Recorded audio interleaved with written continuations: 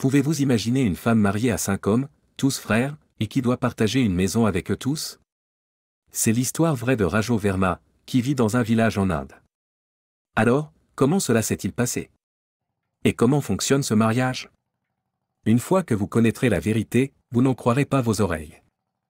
Le mariage est l'un des moments les plus beaux et les plus heureux de la vie. Lorsque deux personnes qui s'aiment veulent unir leur vie, cela rend à la fois le couple et les personnes qui assistent à cet événement heureux. Ce qui s'est passé en Inde est très différent des mariages que vous connaissez. Une femme nommée Rajo Verma vit en Inde avec ses 5 maris, tous frères. Selon la tradition de son village, la jeune femme devait épouser les 4 frères de son premier mari, Gudu.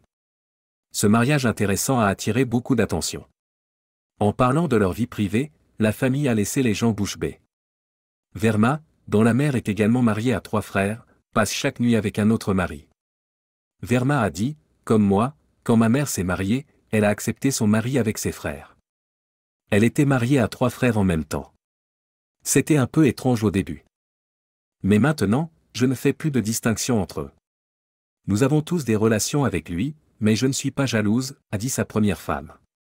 Mariée à 5 frères, elle passe chaque nuit avec un frère différent à tour de rôle.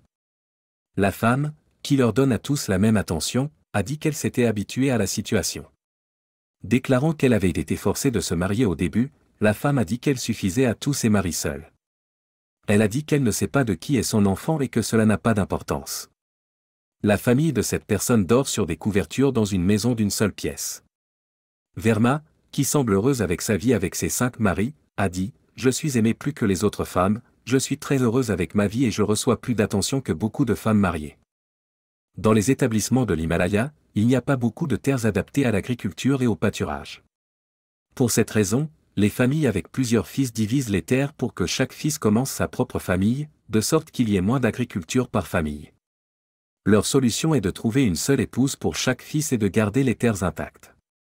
Dans certaines communautés népalaises, de nombreux frères partagent une seule femme et l'épousent tous. Les anthropologues appellent ce type de société un multimari, où tous les frères épousent une seule femme, polyandrie fraternelle. Apparemment, la femme doit gérer le temps qu'elle passe avec chaque frère pour éviter que la jalousie n'éclate entre les frères. Ce mariage intéressant de Rajo Verma est devenu un sujet brûlant sur les réseaux sociaux. Beaucoup de gens se sont interrogés, ont commenté, critiqué et soutenu ce mariage. Certains ont dit que ce mariage était très étrange, qu'il allait à l'encontre des droits des femmes et que Rajo devait être sauvée. D'autres ont dit que ce mariage est une tradition culturelle, que Rajo est heureuse et doit être respectée. Qu'en pensez-vous? Pensez-vous que ce mariage est bon pour le bonheur de Rajo Verma? Comment ce mariage peut-il être évalué en termes de droits des femmes?